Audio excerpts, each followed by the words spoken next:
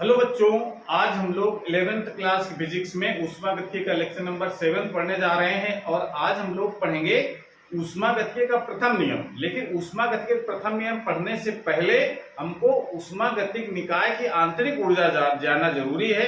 तो पहले हम लोग आंतरिक ऊर्जा के बारे में जान लेते हैं, उसके बाद फिर हम ऊष्मागतिकी के प्रथम नियम भी पढ़ेंगे और साथ में इसके अनुप्रयोग भी जानेंगे कि क्या होते हैं ऊष्मागतिकी के जो प्रथम नियम, उसका क्या क्या यूजेज हैं। तो सबसे पहले हम बात करते हैं इंटरनल एनर्जी की, यानी ऊष्मागतिक निकाय की आंतरिक ऊर्जा क्या होती है। तो आंतरिक ऊर्जा से मतलब है, परिभाषा तो आपने सिंपल दिख रहे हो क्या लिखा है हमने, किसी निकाय के अणुओं की गतिज ऊर्जा तथा स्थितिज ऊर्जा के योगफल को निकाय की आंतरिक ऊर्जा कहते हैं। इसे यू से प्रदर्शित करते हैं। बहुत सिंपल सी परिभाषा है। अब इसका मतलब समझते हैं। यहाँ पर निकाय की ऊर्जा की बात हम लोग नहीं कर रहे हैं, निकाय की आंतरिक ऊर्जा की बात कर। निकाय की ऊर्जा में तो निकाय की गतिज ऊर्जा भी होगी, निकाय की स्थितिज ऊर्जा भी होगी, निकाय की आंतरिक ऊर्जा भी होगी। तो गतिज ऊर्जा और स्थितिज ऊर्जा को तो छोड़ दीजिए, हम ये मान लें कि निकाय हमारा जमीन पर रखा है तो स्थितिज ऊर्जा 0 है, निकाय स्थिर भी है तो गतिज ऊर्जा भी 0। तो निकाय की स्थितिज ऊर्जा गतिज ऊर्जा को हम अभी इग्नोर कर रहे हैं, नहीं हम मान करके चल रहे हैं कि निकाय हमारा कैसा है, जमीन पर रखा है यानी पृथ्वी पर है, यानी ऊंचाई 0 है पृथ्वी से, स्थितिज ऊर्जा 0 हो गई। स्थिर है, गतिज ऊर्जा भी 0 हो गई। अब क्या बचती है उसकी आंतरिक ऊर्जा, यानी निकाय की जो कुल ऊर्जा होती है वो 3 ऊर्जाओं से मिलकर के बनी है। निकाय की गतिज ऊर्जा, निकाय की स्थितिज ऊर्जा और निकाय की आंतरिक ऊर्जा। स्थितिज ऊर्जा गतिज ऊर्जा के हम लोग यहाँ पर चर्चा इसलिए नहीं करेंगे कि हमको निकाय की ऊर्जा से मतलब नहीं है, हमको निकाय की आंतरिक ऊर्जा से मतलब है। तो निकाय की आंतरिक ऊर्जा का मतलब है कि निकाय जिस अणुओं से मिलकर के बना है उस अणुओं की कितनी गतिज ऊर्जा है और कितनी स्थितिज ऊर्जा है, उसका योग वो निकाय की आंतरिक ऊर्जा कहलाती है। तो निकाय की जो गतिज ऊर्जा होती है उसमें किस किस प्रकार की गतियां होती है, तो कौन कौन सी ऊर्जा होगी उसमें। तो निकाय के जो अणु होते हैं, मान लो हमारे पास कोई ये ऊष्मागतिक कोई निकाय है, कोई गैस मान लेते हैं किसी बर्तन भरी हुई है और ये अणु है इसके। तो अणु क्या करते हैं, ये अनियमित इधर उधर गति करते रहते हैं। जब टक्कर लग जाती है दूसरे अणु से तो उनकी डायरेक्शन बदल जाती है, तो ये रेखीय गति कर रहा है। तो रेखीय गति के कारण क्या होती है, रेखीय गतिज ऊर्जा। और ये अणु जो है स्थिर न होकर के ये घूम भी सकते हैं, तो हो सकता है उसमें घूर्णन गतिज ऊर्जा भी हो सकता है कि ये अणु जो है ये कंपन गति भी कर सकते हैं, अपनी जगह ये वाइब्रेट भी हो रहे हो, तो इसका मतलब कंपन गति ऊर्जा होगी। हालांकि कंपन गति ऊर्जा ये उच्च ताप वाली गैसों के लिए लागू होता है, तो उसको अगर ताप अगर कम है तो हम इस ऊर्जा को भी इग्नोर कर सकते हैं। तो इसका मतलब है कि गतिज ऊर्जा जो होती है वो 3 ऊर्जाओं से मिलकर के बना हुआ मान सकते हैं हम लोग। रेखीय गतिज ऊर्जा, घूर्णन गतिज ऊर्जा, कंपन गतिज ऊर्जा, ये तो हो गई कुल हमारी गतिज ऊर्जा। उसके बाद फिर आता है पी मतलब पोटेंशियल एनर्जी, यानी स्थितिज ऊर्जा। स्थितिज ऊर्जा किस कारण होती है कि हर अणु अपने पड़ोस वाले अणु को अपनी ओर आकर्षित करता है, यानी इसको कहते हैं हम लोग अंतरा अणु बल। ये सभी अणु एक दूसरे को अपनी ओर आकर्षित करते हैं, तो अंतरा अणु बल के कारण स्थितिज ऊर्जा होती है। तो स्थितिज ऊर्जा और गतिज ऊर्जा का जो योग है वो कहलाती है उस ऊष्मागतिक निकाय की आंतरिक ऊर्जा। अब आंतरिक ऊर्जा के बारे में और कुछ हम लोग जानते हैं। आंतरिक ऊर्जा का मतलब है कि आंतरिक ऊर्जा एक अवस्था फलन होता है जिसको हम लोग कहते हैं स्टेट फंक्शन। अवस्था फलन, ये कौन कौन अवस्था फलन है, आंतरिक ऊर्जा, यानी जो इंटरनल एनर्जी होता है ये स्टेट फंक्शन है, यानी अवस्था फलन है। जबकि कार्य और ऊष्मा ये अवस्था फलन नहीं होती। तो इसका मतलब है कि अवस्था फलन का मतलब पहले तो हम लोग जान लेते हैं। अवस्था फलन का मतलब क्या, अगर अवस्था फलन अगर है कोई तो इसका मतलब है कि वो केवल अवस्था पर निर्भर करेगी, यानी आंतरिक ऊर्जा सिर्फ निकाय की अवस्था पर निर्भर करती है। मतलब क्या है इसका, जैसे अगर हम ये ग्राफ जैसा समझते हैं, समझ में आएगा। जैसे अगर हम कर लें, एक हमारे पास पीवी एक ग्राफ है, पी और वी। अगर हम कहें कोई हमारी गैस यहां पर है इस अवस्था में ही, यहां पर दाब P1 आयतन V1, अगर हम इसको मान लेते इनिशियल पोजीशन है और ये इस पोजीशन पहुंचना है जहां पर दाब है P2 आयतन है V2। बात क्लियर हुई।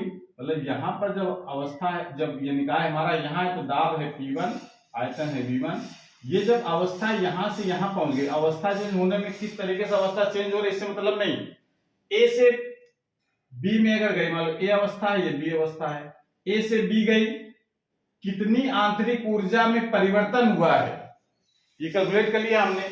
अगर पुनः अगर हम ए से बी दूसरे वाले प्रक्रम से गए, दूसरे वाले प्रोसेस से गए, तो देखा आंतरिक ऊर्जा कितनी है, तो देखा जाता है कि आंतरिक ऊर्जा वो सिर्फ स्टेट पर यानी अवस्था पर निर्भर करती है, वो इस बात पर निर्भर करती है कौन सा प्रक्रम यानी कौन सा मार्ग अप्लाई किया गया, कौन सा पथ है, या सीधे अगर कोई प्रक्रम अगर हो रहा है ऐसे,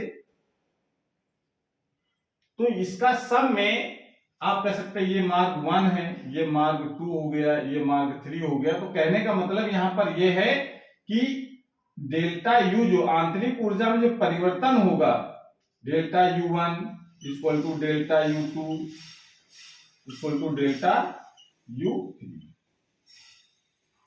यानी इसका मतलब क्या है, इसका मतलब है कि जो आंतरिक ऊर्जा में जो परिवर्तन है वो केवल प्रारंभिक और अंतिम अवस्था पर निर्भर करता हो, इस बात पर निर्भर न करता हो कि वो किस पथ से परिवर्तन हुआ है या किस प्रक्रम से परिवर्तन हुआ है। तो ऐसे हम उस भौतिक राशि को कहते हैं, वो भौतिक राशि कौन सी फंक्शन कहलाती है, आंतरिक ऊर्जा कहलाती है।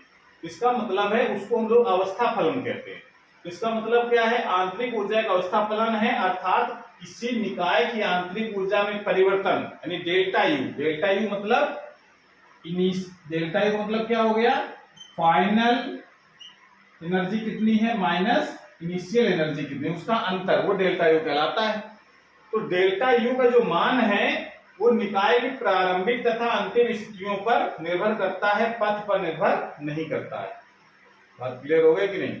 मतलब स्टेट फंक्शन का मतलब ही है कि स्टेट फंक्शन वो फंक्शन होता है जो केवल अवस्था पर निर्भर करता है, मार्ग पर निर्भर नहीं करता है। जबकि ऊष्मा और जो कार्य हैं ये यहाँ पर ऊष्मा कुछ दूसरी, यहाँ पर ऊष्मा कुछ दूसरी, अगर कहा जाए कितना अंतर हुआ है, तो अगर मार्ग चेंज हो गया तो उनमें कार्य में अंतर भी हो जाएगा, ऊष्मा में अंतर हो जाएगा। लेकिन आंतरिक ऊर्जा में सिर्फ प्रारंभिक अवस्था से अंतिम अवस्था में गया, सिर्फ अवस्था अगर चेंज हुई है, मार्ग कोई भी हो, कोई प्रक्रम हो, तो उसकी आंतरिक ऊर्जा हमेशा सेम परिवर्तन होता है। ठीक है ना? तो ये चीज में ध्यान रखना है। दूसरी बात है, चक्रीय प्रक्रम की आंतरिक ऊर्जा में परिवर्तन शून्य होता है। चक्रीय प्रक्रम कौन सा प्रक्रम होता है, ये हम लोग पढ़ चुके हैं। चक्रीय प्रक्रम मतलब कौन सा प्रक्रम होता है, जो वह प्रक्रम जो विभिन्न अवस्थाओं से गुजरता हुआ अपनी प्रारंभिक अवस्था में लौट आता है। इसको जरा क्या समझते हैं हम लोग, जैसे इधर हम कहते हैं इधर V है, इधर P है, कोई अवस्था यहाँ शुरू हुई, ये घूम करके और फिर वापस आ जाए यहीं पर, इसको हम लोग चक्रीय प्रक्रम कहते हैं। तो जहां से चले वहीं पर आ गए, इसका ना प्रारंभिक स्थिति और अंतिम स्थिति सेम हो गई, यानी अवस्था में कोई चेंज नहीं हुआ, इसका मतलब आंतरिक ऊर्जा में परिवर्तन भी नहीं होगा, यानी आंतरिक ऊर्जा परिवर्तन कितना होगा, शून्य होगा। आंतरिक ऊर्जा शून्य नहीं, आंतरिक ऊर्जा होगी कुछ, लेकिन आंतरिक ऊर्जा परिवर्तन है वो शून्य हो जाएगा। तो ये एक पॉइंट ध्यान रखना, चक्रीय प्रक्रम की आंतरिक ऊर्जा परिवर्तन शून्य होता है, डेल्टा यू का मान क्या होगा, 0। दूसरी अब खास बात है यहाँ पर आदर्श गैस जरा बात कर लेते हैं। आदर्श गैस कौन सी गैस होती है, ये तो हम लोग अगले वाले चैप्टर में डिटेल में पढ़ेंगे। आदर्श गैस एक विशेष गैस होती है, अगर कह सकते हैं कि इसको काल्पनिक गैस कह सकते हैं। रियल में कोई भी गैसें आदर्श नहीं होती हैं, कुछ उनकी शर्तें हैं। कौन कौन शर्तें हैं उसको डिटेल में हम लोग अगली वाली चैप्टर में पढ़ेंगे।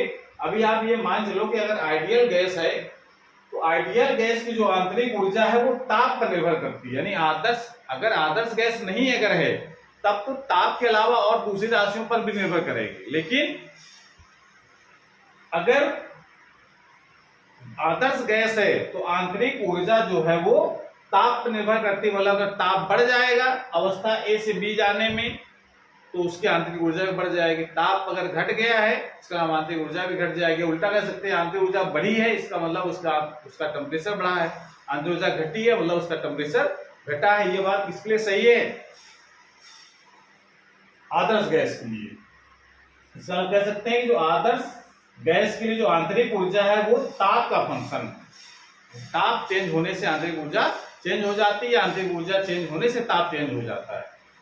दूसरी बात इसमें याद रखना है कि आदर्श गैस, फिर हम बात करते हैं आदर्श गैस की आंतरिक ऊर्जा उसके अणुओं की गतिज ऊर्जा होती है। अभी देखो हम लोगों ने क्या पढ़ा है कि आंतरिक ऊर्जा क्या होती है, गतिज ऊर्जा और स्थितिज ऊर्जा का योग कहते हैं हमको आंतरिक ऊर्जा होती है। लेकिन आदर्श गैस की जब बात करने लगते हैं हम लोग कि आदर्श गैस की बताओ आंतरिक ऊर्जा क्या होगी, तो आदर्श गैस की आंतरिक ऊर्जा केवल और केवल गतिज ऊर्जा होती है, स्थितिज ऊर्जा वहां पर नहीं होती। क्यों नहीं होती है स्थितिज ऊर्जा, क्योंकि आदर्श गैस की विशेषता है कि उनके अणुओं के बीच जो अंतरण आणविक बल है वो शून्य होता है। तो अंतरण बल जब शून्य हो जाएगा तो पोटेंशियल एनर्जी भी शून्य हो जाएगी, तो क्या बचेगी, केवल गतिज ऊर्जा। तो वो पॉइंट यहाँ पर लिखा है कि आदर्श गैस की आंतरिक ऊर्जा उसके अणुओं की गतिज ऊर्जा होती है, स्थितिज ऊर्जा का मान शून्य होता है। इसमें किसके लिए सही है ये बात, आदर्श गैस के लिए। वास्तविक गैसों के लिए बात सही नहीं। इतनी बात आपको ध्यान रखना है कि आंतरिक ऊर्जा का क्या मतलब है, तभी हमको आगे के जो टॉपिक है वो समझ में ज्यादा बढ़िया से आएंगे। तो अब इसके बाद हम लोग हेडिंग डालेंगे ऊष्मागतिकी का प्रथम नियम। नोट कर लीजिए इसको। आइए जानते हैं हम लोग ऊष्मागतिकी का प्रथम नियम क्या होता है।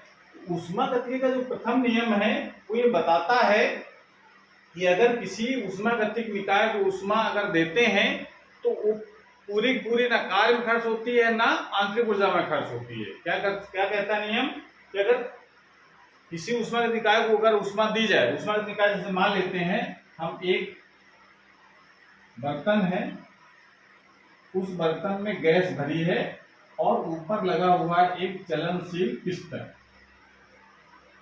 जो हमारा पिस्टन हो गया, यहां पर ये गैस भरी। ओके, अगर हम इसमें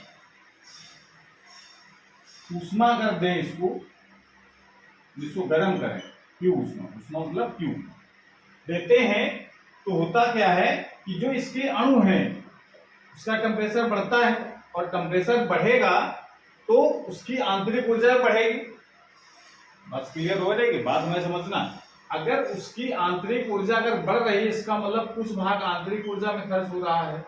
टेम्परेचर अगर बढ़ा मतलब उसकी आंतरिक ऊर्जा बढ़ेगी, क्योंकि आंतरिक ऊर्जा ताप का फंक्शन होता है। टेम्परेचर बढ़ेगा तो आंतरिक ऊर्जा बढ़ेगी।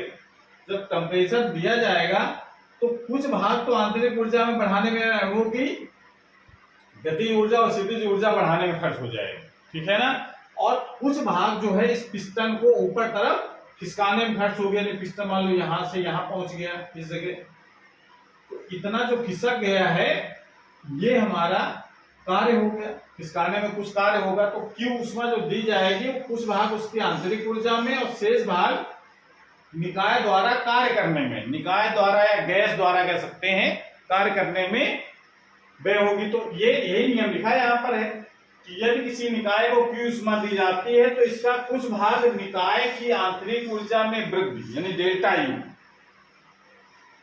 करने में तथा शेष भाग निकाय द्वारा कार्य करने में व्यय होता है। यानी जो अगर ऊष्मा क्यू दे रहे हैं तो कितने भागों में खर्च हो रहा है, दो भागों में, एक उसकी आंतरिक ऊर्जा बढ़ाने में और दूसरा निकाय द्वारा कार्य करने में। ये तो हुआ। इसको जरा पहचान करके हम लोग ऐसे लिख सकते हैं कि डेल्टा यू बराबर लिख सकते हैं क्यू माइनस डब्ल्यू। ये हमारा ऊष्मागतिकी का प्रथम नियम कहलाता है। बहुत आसान है। जो ऊर्जा हम देंगे या जो ऊष्मा देंगे वो बेकार नहीं जाएगी, वो कुछ भाग आंतरिक ऊर्जा में और कुछ भाग जो शेष भाग है वो कार्य करने में खर्च हो जाएगी, यानी ऊर्जा का लॉस नहीं हुआ। इसका मतलब कह सकते हैं कि ये नियम ऊर्जा संरक्षण का ही एक रूप है। ऊर्जा संरक्षण नियम यही कहता है कि ऊर्जा को ना उत्पन्न कर सकते हैं और ना नष्ट कर सकते हैं, और रूप चेंज कर सकते हैं। तो यहाँ पर भी क्या हुआ, जो हमने ऊष्मीय ऊर्जा दी वो आंतरिक ऊर्जा में और कार्य करने में हो गई, यानी ऊर्जा का यहाँ पर कोई लॉस नहीं हुआ। तो हम कह सकते हैं कि ऊष्मागतिकी का जो फर्स्ट लॉ है वो एक ऊर्जा संरक्षण का ही एक रूप है, यानी ऊर्जा संरक्षण का ही नियम ये बताता है। दूसरा पार्ट ये है न्यूमेरिकल की बहुत इंपॉर्टेंट बात, ये जो डेल्टा यू क्यू और डब्ल्यू जो लिखा, डेल्टा यू मतलब आंतरिक ऊर्जा में परिवर्तन, यानी आंतरिक ऊर्जा कितनी है, डेल्टा यू का मतलब क्या है, डेल्टा यू का मतलब है आंतरिक ऊर्जा फाइनल माइनस आंतरिक ऊर्जा इनिशियल, यानी आंतरिक ऊर्जा में परिवर्तन कितना हुआ। तो डेल्टा यू का जो मान है यानी आंतरिक ऊर्जा परिवर्तन है, और Q यानी ऊष्मा है, W मतलब कार्य है, ये तीनों एक ही मात्रक में होनी चाहिए। ये नहीं कि ऊष्मा कैलोरी में हो, कार्य जूल में हो, आंतरिक ऊर्जा जूल में हो, ऐसा नहीं। अगर ये डेल्टा यू अगर जूल में है तो क्यू भी जूल में होना चाहिए, डब्ल्यू भी जूल में होना चाहिए। अगर डेल्टा यू अगर कैलोरी में है तो क्यू भी कैलोरी में होना चाहिए, डब्ल्यू कैलोरी होना चाहिए। अगर डेल्टा यू किलो कैलोरी में है तो क्यू भी किलो कैलोरी में, डब्ल्यू भी किलो कैलोरी में होना चाहिए। मतलब कहने का ये है कि जब न्यूमेरिकल लगा रहे हो तो एक बहुत इंपॉर्टेंट बात है कि तीनों डेल्टा यू क्यू ये तीनों एक ही मात्रक में होनी चाहिए, तभी आपका आंसर सही आएगा न्यूमेरिकल, वरना गलत हो जाएगा। ठीक है। दूसरी बात, इसकी चिन्ह प्रॉपर्टी भी है कि Q का मान कब हम माइनस मिलेंगे कब प्लस मिलेंगे, W का मान कब प्लस मिलेंगे कब माइनस मिलेंगे। तो एक बात Q के लिए पहले चिन्ह प्रॉपर्टी ध्यान दो। Q का मतलब है अगर हम बाहर से, जैसे ये चित्र जैसा दिख रहा है, अगर हम बाहर से ऊष्मा निकाय को दे रहे हैं, यानी बाहर से मतलब परिवेश से, सराउंडिंग से ऊष्मा अगर दे रहे हैं निकाय को, तो जो दी गई ऊष्मा है उसको हम प्लस मिलेंगे यानी धनात्मक लेंगे। और अगर निकाय से ऊष्मा परिवेश को दी जा रही है, यानी अगर ये ठंडा हो रहा मतलब ये इससे ऊष्मा बाहर निकाली जा रही है, तो फिर हम Q का मान ऋणात्मक लेते हैं। ये चिन्ह बहुत महत्वपूर्ण है न्यूमेरिकल के लिए। तीनों बातें जो नीचे लिखी हैं ये न्यूमेरिकल के बहुत महत्वपूर्ण है कि अगर Q का चिन्ह कैसा लेना है, धनात्मक। कब लेना है धनात्मक? जब ऊष्मा बाहर से यानी परिवेश से निकाय को दी जाए। और ऋणात्मक कब लेना है? जब ऊष्मा यानी जब बाहर से अंदर जाएगी तो Q का मान क्या होगा? पॉजिटिव। और जब ऊष्मा बाहर अंदर से बाहर आएगी तो Q का मान क्या होगा? नेगेटिव। इतनी बात आपको ध्यान रखनी है, वही बात हमने यहाँ पर लिखी है। यदि ऊष्मा Q परिवेश से निकाय को देते हैं, परिवेश से निकाय को देते हैं, Q का मान धनात्मक। और यदि ऊष्मा Q निकाय से परिवेश को देते हैं तो Q का मान ऋणात्मक लेते हैं। ये तो बात तो Q के लिए हो गया। अब दूसरी बात है, यदि W जो यानी कार्य, यदि कार्य निकाय द्वारा किया जाता है, यदि कार्य निकाय द्वारा किया जाता है, यानी जब हम इसको गर्म करते हैं तो ये पिस्टन अपने आप ऊपर जाएगा। यानी कौन कौन किसका आ रहा है? गैस। गैस को ही तो ऊष्मागतिक निकाय कहते हैं। तो निकाय अगर कार्य कर रहा है तो उस समय कार्य को कैसा लेंगे? पॉजिटिव। यानी ये अगर पिस्टन ऊपर जा रहा है तो W का मान कैसा होगा? पॉजिटिव। यानी निकाय द्वारा कार्य हो रहा है। ये अगर पिस्टन नीचे की तरफ अगर आए तो W का मान कैसा लेंगे? माइनस। यानी अब पिस्टन को हम दबा रहे हैं, निकाय पर कार्य हो रहा है, निकाय पर कार्य होगा तो W का मान ऋणात्मक लेते हैं। इतनी बात आपको ध्यान रखनी है। जैसा यहाँ लिखा है हमने, यदि कार्य निकाय द्वारा किया जाता है तो W का मान धनात्मक, और यदि कार्य निकाय पर किया जाता है, यानी बाहर से हम बल लगाकर उसको नीचे दबा रहे हैं, निकाय पर कार्य हो रहा है तो W का मान ऋणात्मक लेते हैं। इतनी बात आपको ऊष्मागतिकीय फर्स्ट लॉ के लिए याद रखना बहुत जरूरी है, तभी ये आगे जो हम लोग पढ़ेंगे न्यूमेरिकल्स उसमें इसकी बहुत सख्त जरूरत है। ठीक है, इसको नोट कर लीजिए। उसके बाद हम लोग बात करेंगे ऊष्मागतिक निकाय, ऊष्मागतिक प्रथम नियम के क्या अनुप्रयोग हैं। ठीक है, ऊष्मागतिक निकाय कौन कौन से हैं, उसमें हम कैसे इनको इस नियम को कैसे यूज करते हैं, तो अगले दिन डालेंगे ऊष्मागतिक प्रथम नियम के अनुप्रयोग।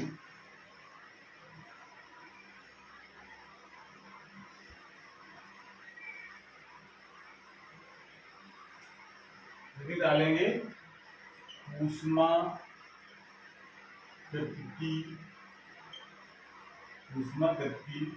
के प्रथम नियम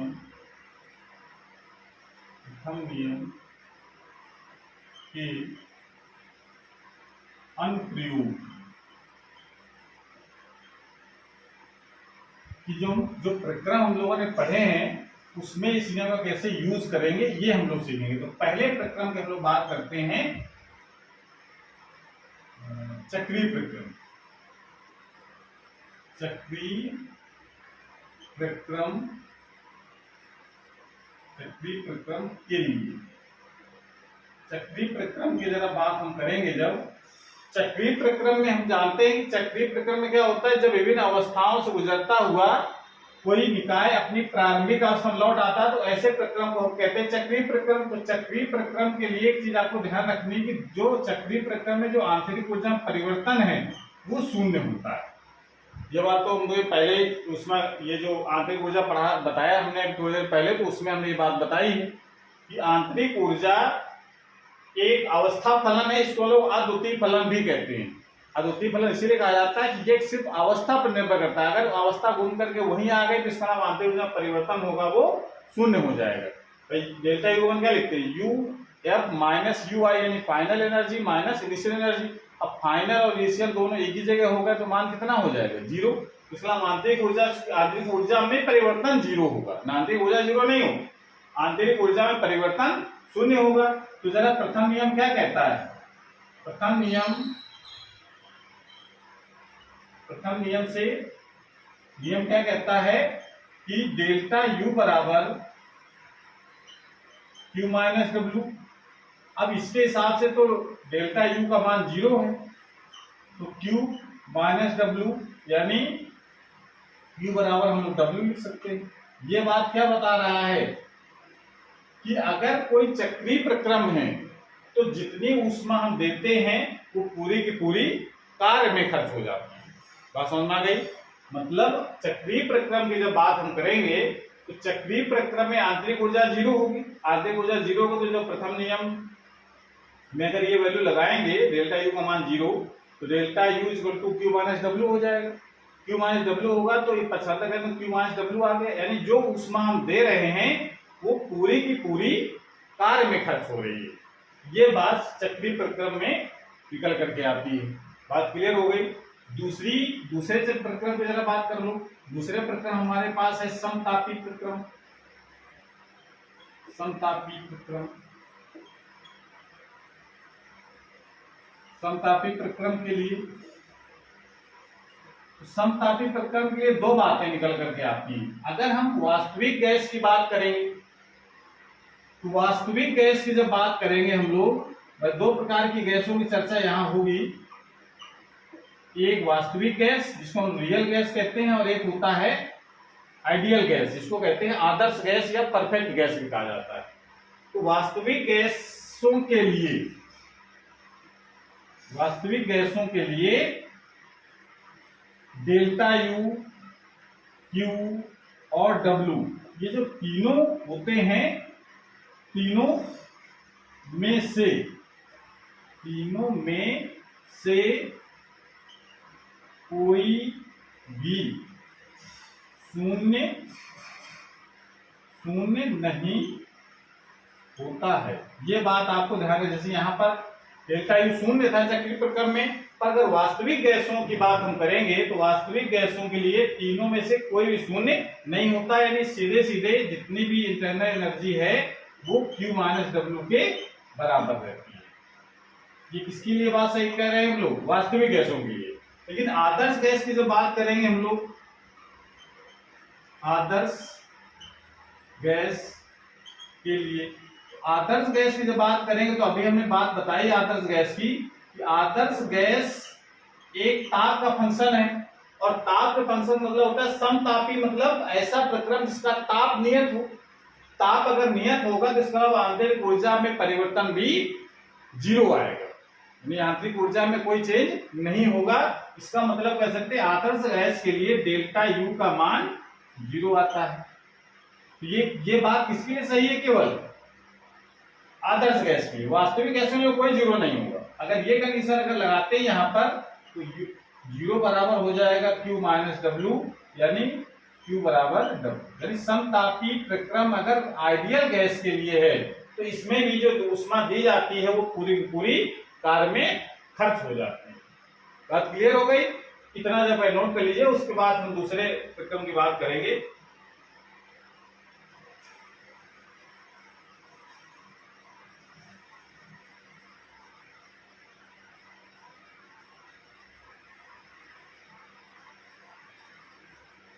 अगला हमारा है तीसरा प्रक्रम। तीसरा प्रक्रम बात करते हैं हम लोग बुद्धोष्म प्रक्रम। बुद्धोष्म प्रक्रम,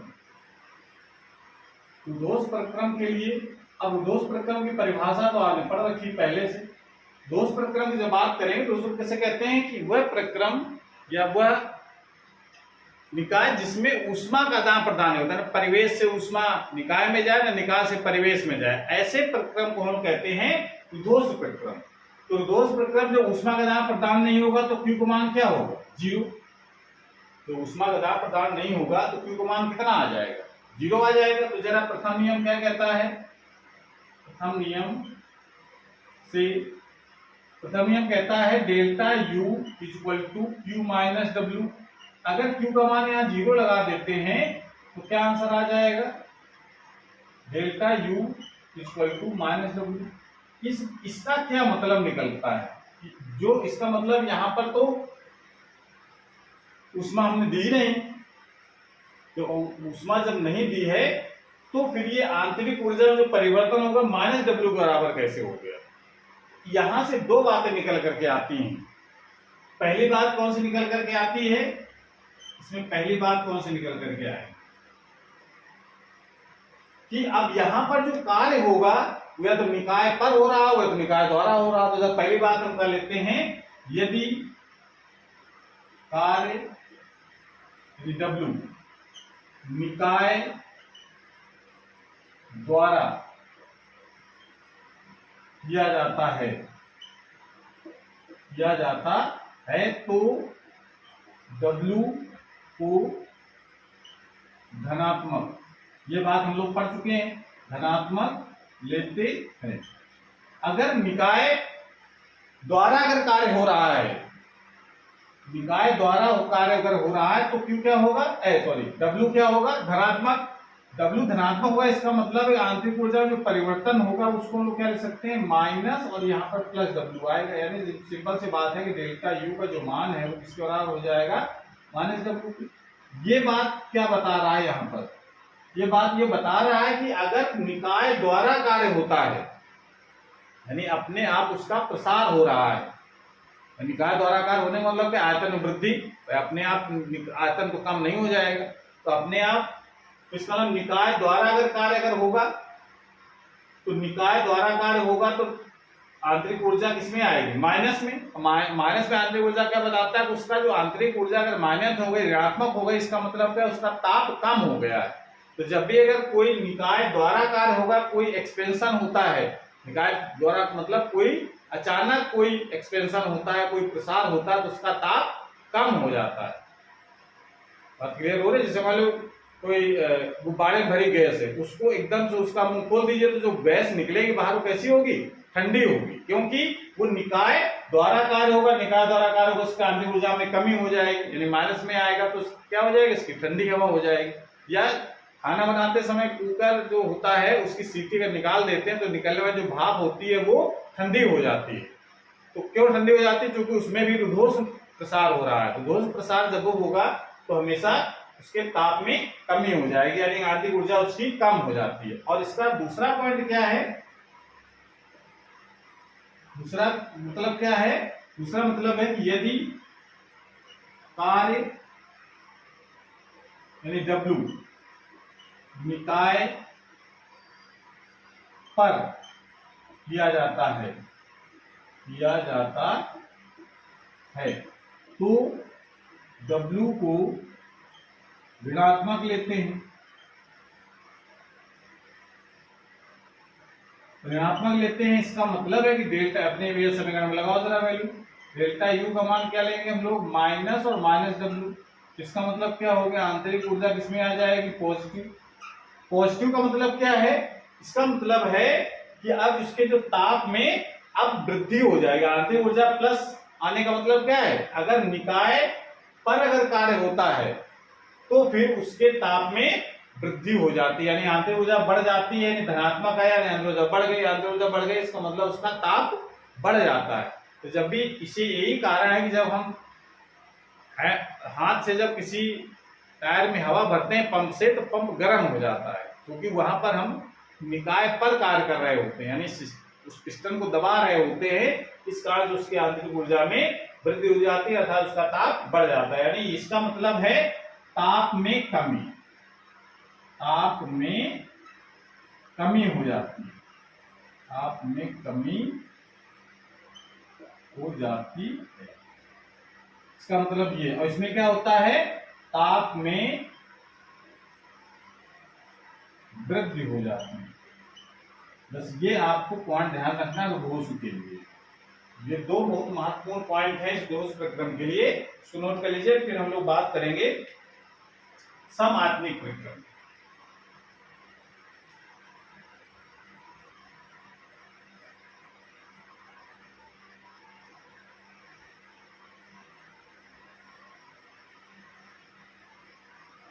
तो अगला हमारा चौथा जो प्रक्रम है वो है समआयतनिक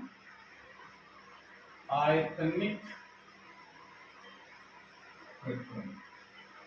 समआयतनिक प्रक्रम के लिए जब बात करेंगे तो समआयतनिक वाला जिसमें ऐसा प्रक्रम जिसमें ताप नियत रहता हो। तो ताप नियत होने का मतलब क्या है, डेल्टा V है जो वो 0 है। जो आयतन में परिवर्तन है वो अगर 0 है तो उसको कहते हैं लोग समआयतनिक प्रक्रम, यानी ऐसा प्रक्रम जिसमें ताप नियत हो। तो ताप नियत होने का मतलब आयतन नियत हो। ऐसा प्रक्रम जिसका आयतन नियत रहता हो पूरे प्रक्रम में, तो उसको हम लोग कहते हैं समआयतनिक प्रक्रम। तो समआयतनिक प्रक्रम का मतलब यहाँ आयतन 0 नहीं हो गया, आयतन में परिवर्तन शून्य है। जितना आयतन पहले था उतना ही आयतन अभी भी है। तो डेल्टा V का मान 0 आ जाएगा। तो जरा प्रथम नियम जरा लगाओ, क्या कहता है प्रथम नियम। प्रथम नियम से क्या कह सकते हैं हम लोग, delta U equal to Q minus W। अब डेल्टा V का मान 0 है तो ये सूत्र हमको पता है कि W बराबर होता है P डेल्टा V। ये सूत्र हम पढ़ चुके हैं। निकाय पर या निकाय द्वारा किया गया कार्य हम निकालते हैं दाब और आयतन परिवर्तन गुणनफल से। ये फॉर्मूला पढ़ा है। इसका मतलब है अगर डेल्टा V अगर 0 है तो इसका मतलब है W का मान भी 0 हो जाएगा, यानी यहाँ पर वैल्यू क्या आ जाएगी, W की 0। इसका मतलब है कि यहाँ पर जो ऊष्मा दी जा रही है पूरी पूरी किसमें खर्च हो रही है, आंतरिक ऊर्जा। ये किसके लिए बात सही है, ये समआयतनिक प्रक्रम के लिए। समआयतनिक प्रक्रम में जो ऊष्मा दी जाती है वो कार्य करने में खर्च नहीं होगी। अगर आयतन स्थिर रहता है तो ऊर्जा कहाँ खर्च हो जाएगी, उसकी आंतरिक ऊर्जा बढ़ाने में खर्च होती है। तो आंतरिक ऊर्जा में परिवर्तन होगा वो उसमें खर्च हो जाती है। और लास्ट एक प्रक्रम और पर जानते हैं हम लोग, समदाबी प्रक्रम।